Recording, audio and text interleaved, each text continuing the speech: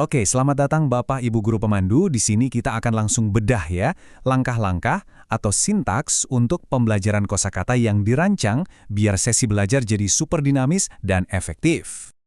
Nah, ini dia intinya. Tujuan kita cuma satu, bikin siswa menguasai kosakata, tapi dengan energi yang tinggi. Jadi sejak awal, suasananya harus hidup. Memastikan siswa itu benar-benar terlibat, bukan cuma menghafal. Ini dia peta jalan kita hari ini. Ada 5 bagian utama. Kita mulai dari tujuannya dulu, lalu masuk ke perkenalan dan drilling, lanjut ke tantangan respon cepat, ada juga aktivitas bareng temennya, dan terakhir tentu saja evaluasi dan motivasi. Oke, bagian pertama. Ini dasarnya banget. Fokus kita di sini bukan cuma soal hafalan, tapi gimana caranya kita mempersiapkan panggung. Jadi, kita ciptakan dulu lingkungan belajar yang penuh semangat, biar siswa langsung tertarik dari menit pertama. Nah, setelah panggungnya siap, sekarang kita bangun fondasinya. Di fase ini, kita bakal kenalin kosakata baru dan, yang penting, menanamkan artinya lewat pengulangan. Tapi, pengulangan yang seru dan penuh energi ya. Oke, kita pecah jadi 3 langkah simple. Pertama, bagikan daftar kosakatanya, kasih mereka waktu sebentar buat lihat-lihat. Kedua, ini bagian penting. Guru yang memimpin drilling dalam bahasa Inggris, suaranya harus lantang energik ya. Siswa ngikutin, ulang 3 kali. Terus yang ketiga, drilling bilingual, kata Inggris plus artinya. Ulang 3 kali lagi. Ini kuncinya buat mengaitkan bunyi sama makna di kepala mereka. Nah, ini contoh daftar yang diterima siswa. Coba perhatikan, ada kolom kode di sebelah kiri kan?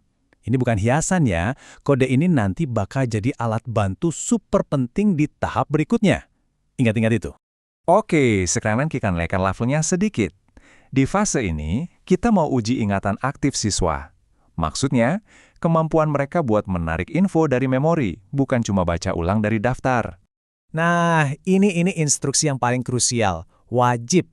Minta semua siswa balik kertas daftar kosakatanya. Mereka sama sekali tidak boleh melihat.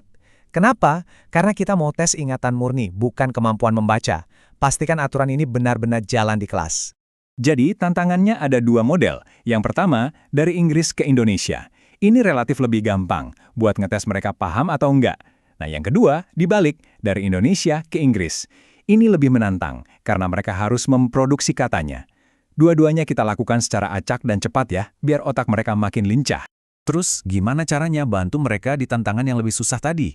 Nah, ini dia senjata rahasia kita, daftar mnemonik. Kode-kode yang tadi kita lihat itu loh. Anda tinggal tulis di papan tulis. Ini gunanya sebagai pancingan visual, buat colek memori mereka, biar kata yang benar keluar. Oke, setelah tadi latihan sendiri dan bareng-bareng sama guru, sekarang waktunya mereka belajar dari temannya sendiri. Di fase ini, siswa bakal saling tes satu sama lain. Tujuannya, tentu buat memperkuat apa yang barusan mereka pelajari. Mekanismenya gampang banget. Mereka berpasangan.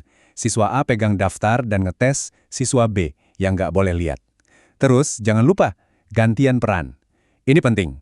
Karena proses menguji itu sama belajarnya dengan diuji, biar adil dan dua-duanya paham. Dan kita sampai di babak final, evaluasi dan motivasi. Di sini kita bakal cek pemahaman akhir mereka, sekaligus kasih hadiah, biar sesi ini ditutup dengan kesan yang positif dan semangat. Jadi pertama ada tinjauan mnemonik akhir. Satu persatu siswa ditunjuk, sebutin kata dan artinya cuma dengan lihat kode di papan. Nah, yang berhasil, plus bisa lewatin tantangan tambahan, bakal dapat tiket keluar. Ini bukan cuma hadiah, tapi strategi jitu biar mereka fokus sampai detik terakhir. Oke, tantangan tambahan itu apa sih? Nah, ini dia. Setelah mereka bisa sebutin artinya, mereka harus pilih 2 kata dan langsung bikin 2 kalimat spontan pakai kata itu. Ini lompatan besar loh, dari cuma ingat kata jadi pakai kata dalam sebuah konteks. Ini bukti pemahaman yang sebenarnya. Jadi, kenapa sih sistem tiket keluar ini manjur banget? Simpel, ini tuh alat manajemen kelas yang cerdas. Dengan iming-iming bisa istirahat lebih cepat, semua siswa jadi punya alasan kuat buat tetap serius dan ikut serta dari awal sampai akhir. Efektif kan? Nah, setelah kita urai semua langkahnya, sekarang giliran Anda. Coba renungkan sejenak gimana cara Anda bisa mengadopsi metode yang penuh energi ini. Bagian mana yang bisa langsung diterapkan untuk membuat kelas kosakata Anda jadi jauh lebih hidup dan, yang pasti, lebih efektif.